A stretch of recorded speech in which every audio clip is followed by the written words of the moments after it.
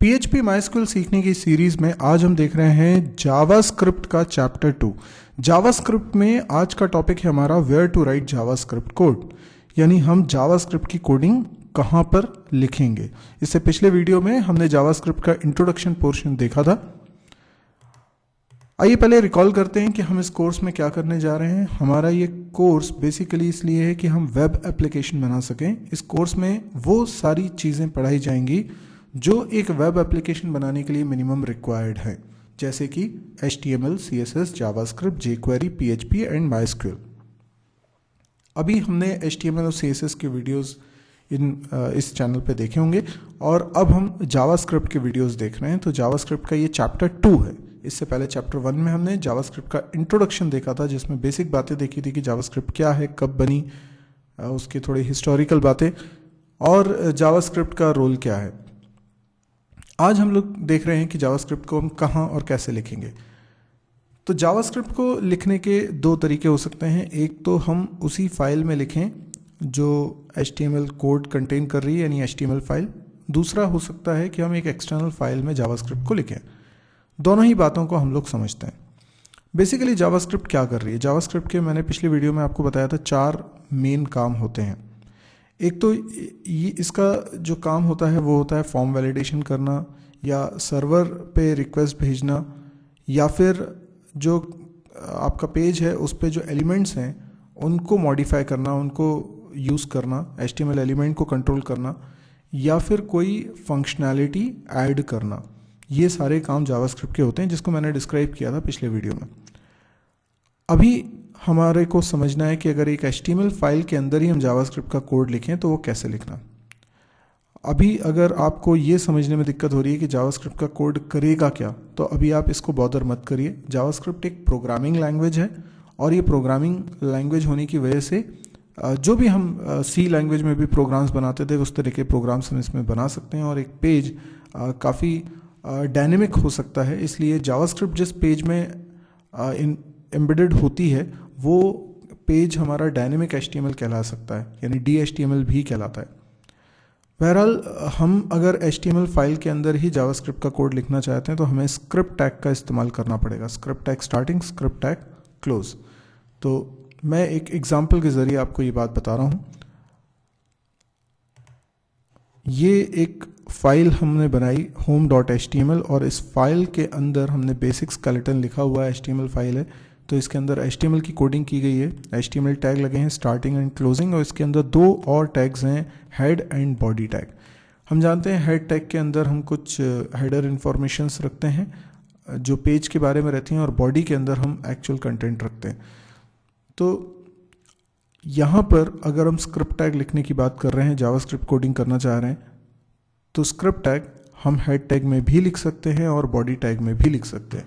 For example मैंने body tag के अंदर लिखा तो मैंने लिखा स्क्रिप्ट, तो स्क्रिप्ट टैग स्टार्ट किया है और स्क्रिप्ट टैग क्लोज किया है। आप एक पेज में स्क्रिप्ट टैग कई बार भी लिख सकते हैं, मतलब ज़रूरी नहीं कि इसको एक ही बार लिखना है, ये कई बार रिपीट हो सकता है। स्क्रिप्ट टैग के अंदर जो कुछ लिखोगे ब्राउज़र की नज़र में वो जावास्क्रिप्ट का कोड है। Script can be placed anywhere in HTML document, मतलब बॉडी में या हेड टैग में। स्क्रिप्ट में एक टाइप एट्रीब्यूट भी होता है, यानी हम चाहें तो इसमें एक टाइप एट्रीब्यूट भी लिख सकते हैं। स्क्रिप्ट के स्टार्टिंग में टाइप की वैल्यू क्या लिखी जाएगी, टेक्स्ट ऑब्लिक जावास्क्रिप्ट। ये इस बात को मेंशन करने के लिए होती है कि ये जो स्क्रिप्ट टैग के अंदर स्क्रिप्ट लिखी जा रही है ये जावास्क्रिप्ट का कोड है। यानी स्क्रिप्टिंग लैंग्वेजेस और भी बहुत सारी होती हैं, मतलब जावास्क्रिप्ट अकेली स्क्रिप्टिंग लैंग्वेज नहीं है, लेकिन जावास्क्रिप्ट इतनी ज़्यादा पॉपुलर लैंग्वेज है, इतनी ज़्यादा पॉपुलर स्क्रिप्टिंग लैंग्वेज है कि अगर आप ये टाइप एट्रीब्यूट में मेंशन नहीं भी करते हो तो भी बाय डिफ़ॉल्ट ये माना जाएगा कि स्क्रिप्ट टैग के अंदर जो कोड लिखा है वो जावास्क्रिप्ट का है। यानी आजकल सभी ब्राउज़र्स इस बात को बाय डिफ़ॉल्ट कंसिडर करते हैं कि स्क्रिप्ट टैग में जो लिखा होगा वो जावास्क्रिप्ट का ही कोड होगा, जबकि जावास्क्रिप्ट के अलावा भी कई सारी स्क्रिप्टिंग लैंग्वेजेस हैं। अगर आप उनमें से किसी को यूज़ करना चाहते हैं तो फिर आपको यहाँ पर उस स्क्रिप्टिंग लैंग्वेज का नाम लिखना पड़ेगा। ओके, तो फिलहाल मैं ये कहना चाह रहा हूँ कि इसकी हमें ज़रूरत नहीं है, हम इसको ना भी लिखें तो चलेगा, हमें टाइप एट्रीब्यूट मेंशन करने की ज़रूरत नहीं है। The type attribute is not required. JavaScript is default scripting language in HTML। अब हम देखते हैं कि हेड टैग के अंदर लिखने पे या बॉडी टैग के अंदर लिखने पर क्या फ़र्क पड़ता है। ऐसा तो कोई फ़र्क हमें देखने को नहीं लग रहा कि स्क्रिप्ट टैग हम कहीं पे भी लिख सकते हैं, लेकिन मैं आपको इसका फ़र्क समझाता हूँ। जैसे स्क्रिप्ट टैग के अंदर मैं अभी हमने कोडिंग तो सीखी नहीं है जावास्क्रिप्ट की, लेकिन फिर भी मैं एक छोटा सा कोड लिख रहा हूँ। मैं लिख रहा हूँ डॉक्यूमेंट डॉट राइट और इसके अंदर लिख रहा हूँ line 1। So it's like C language अगर आपने पढ़ी तो उसमें जैसे आप प्रिंट एफ करते हैं या C++ में सी आउट करते हैं, जिससे कि स्क्रीन पे कुछ मैसेज प्रिंट होता है, वैसे ही ये लिखा हुआ है। तो अभी मैं इस कोड को चलाता हूँ। ये एक बेसिक सी लाइन मैंने जावास्क्रिप्ट में लिखी हुई है। ये देखिए लाइन 1 स्क्रीन पे दिख गया। अब मैं आपको जो बात समझाना चाहता हूँ वो ये है कि अगर मैंने यहाँ पर एक HTML टैग लिखा H1 और यहाँ लिख दिया होम पेज, ठीक है, और एक पैराग्राफ यहाँ लिख दिया, दिस इज अ पैराग्राफ, ठीक है। तो क्या होगा कि ये स्क्रिप्ट टैग क्योंकि H1 और P के बीच में लिखा है तो उसका सीक्वेंस में बारी भी वहीं पर आएगी, यानी होम पेज आएगा पहले, उसके बाद फिर लाइन 1 आएगा, उसके बाद दिस इज अ पैराग्राफ आएगा। ये देखिए होम पेज, फिर लाइन 1, फिर दिस इज अ पैराग्राफ।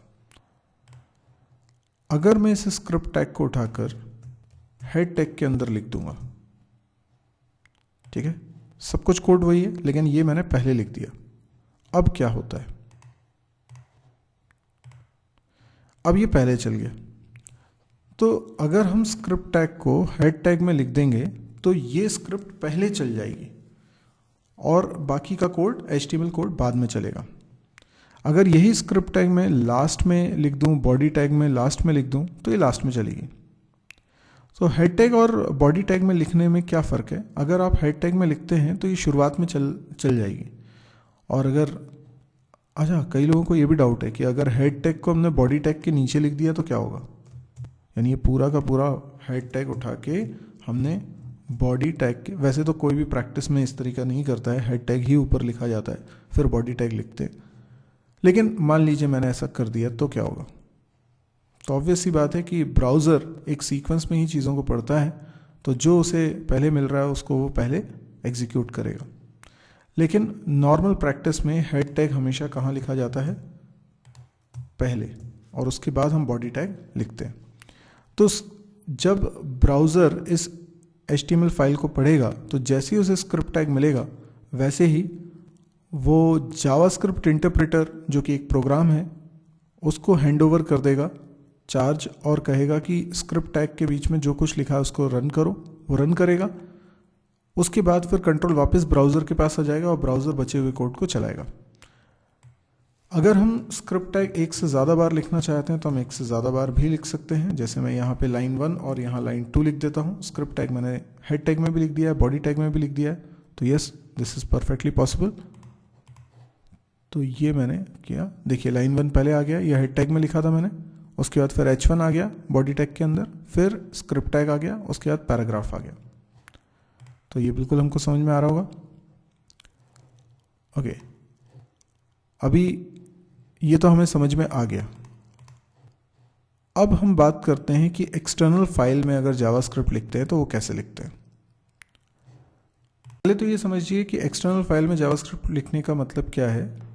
आपकी ये फाइल है जो कि एक HTML फाइल है जो अभी हम बना रहे हैं, इसके अंदर हमने HTML टैग्स लगाए हुए हैं। अब मैं एक और फाइल बनाता हूँ विच इज़ जावास्क्रिप्ट फाइल, तो इसका एक्सटेंशन होगा .js। इस फाइल का कुछ भी हमें नाम रखना होगा, जैसे मैंने इसका नाम रख दिया J1, तो J1.js ये इस जावास्क्रिप्ट फाइल का नाम है। तो पहली बात तो आप ये ध्यान रखिएगा कि अगर आप जावास्क्रिप्ट का कोड HTML फाइल में ना लिखकर किसी दूसरी फाइल में लिख रहे हैं यानी सेपरेट फाइल में लिख रहे हैं तो उस फाइल का एक्सटेंशन .js होगा, जावास्क्रिप्ट को डिनोट करता है। दूसरी बात, इस फाइल के अंदर स्क्रिप्ट टैग नहीं होगा, मतलब अगर आप ऐसा स्क्रिप्ट टैग लिखते हैं तो ये गलत है, ऐसा आपको नहीं लिखना है, ठीक है, यानी ये गलत है। आप सीधे जावास्क्रिप्ट की कोडिंग करें, सीधे। अब ये जावास्क्रिप्ट इस पेज पर अप्लाई कैसे होगी? आपको यहां पर जहां पर भी इस पेज में जहां पर भी इस स्क्रिप्ट को पोजीशन करना है तो आप क्या करेंगे, स्क्रिप्ट टैग लगाएंगे, ठीक है। स्क्रिप्ट टैग में एक एट्रीब्यूट आप यूज करेंगे, ये मैंने सी गलत लिख दिया। स्क्रिप्ट टैग में आप एक एट्रीब्यूट यूज करेंगे src। src एट्रीब्यूट की वैल्यू आप लिखेंगे j1.js। ऑब्वियस सी बात है कि अगर वो सेम फोल्डर में दोनों फाइल्स रखी हैं तो आप सीधे नाम लिख सकते हैं, अदरवाइज आपको पूरा पाथ मेंशन करना होगा इस तरीके से। और स्क्रिप्ट टैग को क्लोज कर देंगे। स्क्रिप्ट टैग के स्टार्टिंग और क्लोजिंग के बीच में कुछ भी नहीं लिखना है, क्योंकि ये जो स्क्रिप्ट टैग है ये केवल एक्सटर्नल फाइल को अटैच करने के काम आ रहा है। अगर आप इस HTML फाइल में एक्सटर्नल जावास्क्रिप्ट फाइल को अटैच भी करना चाहते हैं और कुछ जावास्क्रिप्ट का कोड भी करना चाहते हैं तो आपको ये स्क्रिप्ट टैग 2 बार लगाना होगा। एक बार स्क्रिप्ट टैग जो जावास्क्रिप्ट की एक्सटर्नल फाइल को अटैच करने के लिए यूज हो रहा है उसका सिर्फ यही काम रहेगा कि वो इस एक्सटर्नल फाइल को अटैच करेगा। यहां पर आप जावास्क्रिप्ट की कोडिंग नहीं कर सकते। अगर करनी है तो एक नया स्क्रिप्ट टैग आपको लगाना होगा। अब आइए इस बात को हम प्रैक्टिकल करके भी समझते हैं। तो जैसे मैंने यहाँ पर ये फाइल बनाई हुई थी, मैं इसको हटा देता हूँ, यहाँ से स्क्रिप्ट टैग जो लगे हुए थे इसको हटा देता हूँ। ये स्क्रिप्ट टैग मैंने हटा दिया। तो अभी फ़िलहाल इसके अंदर क्या है, सिर्फ h1 है और p है। इसका आउटपुट अभी इस तरह का आएगा। ओके, अब मैं क्या करता हूँ, एक फाइल और बनाता हूँ। यहाँ पर home.html ऑलरेडी रखी हुई है। अब मैं एक फाइल और बना रहा हूँ और ये फाइल होगी मेरी j1.js, ठीक है। j1.js में अब मैं कोडिंग करता हूँ। देखिए नोटपैड पे ही ओपन करिए मैंने। इसमें मुझे स्क्रिप्ट टैग नहीं लिखना है, इसमें डायरेक्टली लिख सकता हूँ document.write और इसमें लिख देता हूँ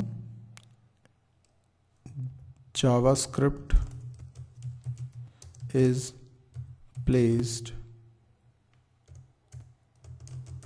इन एक्सटर्नल JS फाइल, ठीक है।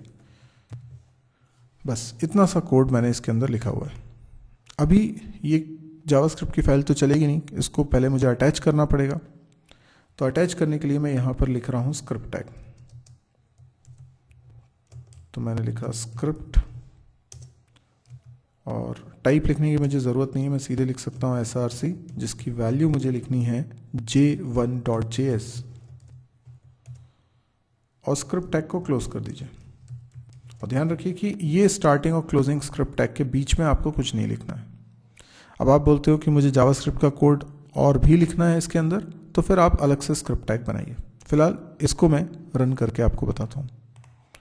इसको रिफ्रेश किया, देखिए JavaScript is placed in external JS file, ये मैसेज प्रिंट हो गया है क्योंकि ये स्क्रिप्ट टैग मैंने पहले जोड़ दिया।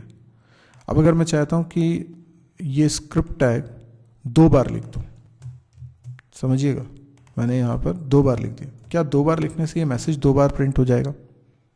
आइए इस बात को भी समझते हैं। यस, क्योंकि मैंने वो 2 बार कोड को इंक्लूड कर दिया है हमारी फाइल में। अच्छा, और अगर मैं चाहता हूं कि इसके अंदर कुछ लिखूं तो फिर मैं या तो स्क्रिप्ट टैग का इस्तेमाल एक्सटर्नल फाइल को अटैच करने के लिए यूज़ करूंगा या फिर मैं जावास्क्रिप्ट का खुद कुछ कोड लिखने के लिए यूज़ करूंगा। जैसे यहाँ पर मैं एक कोड लिख रहा हूँ अलर्ट हेलो। तो अलर्ट एक पॉपअप बॉक्स होता है, तो पहले तो ये चल जाएगा, उसके बाद फिर ये चलेगा, है ना।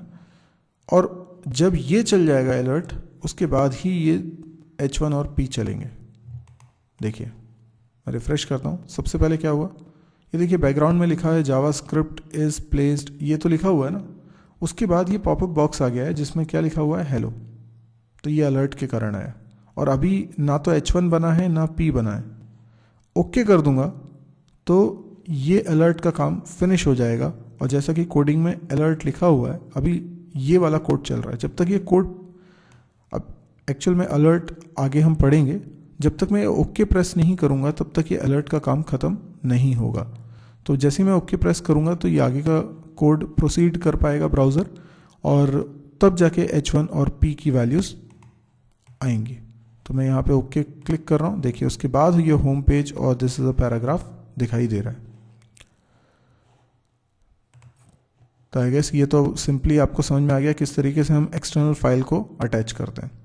अच्छा, यहाँ पे एक और बात मैं बताना चाहता हूँ कि हम जावास्क्रिप्ट का कोड फंक्शंस में भी लिख सकते हैं। अभी हमने कोई फंक्शन नहीं बनाया, सीधे सीधे हमने कोड लिखा है, पर हम फंक्शंस बना सकते हैं और फंक्शन के अंदर कोडिंग कर सकते हैं। बहुत इंपॉर्टेंट है वो, लेकिन ये हम आगे के चैप्टर में कवर करेंगे।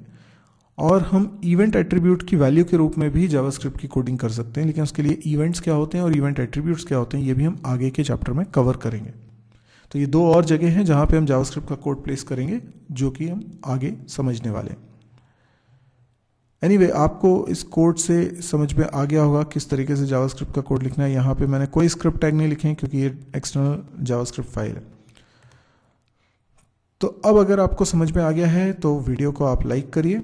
अगर आपको लगता है इस तरह के और वीडियोस आपको देखना है तो आप इस चैनल को भी सब्सक्राइब करिए। और मेरी आपसे एक रिक्वेस्ट और है कि आप, मेरी एक वेबसाइट है www.mysirji.com, इसको ज़रूर विजिट करें।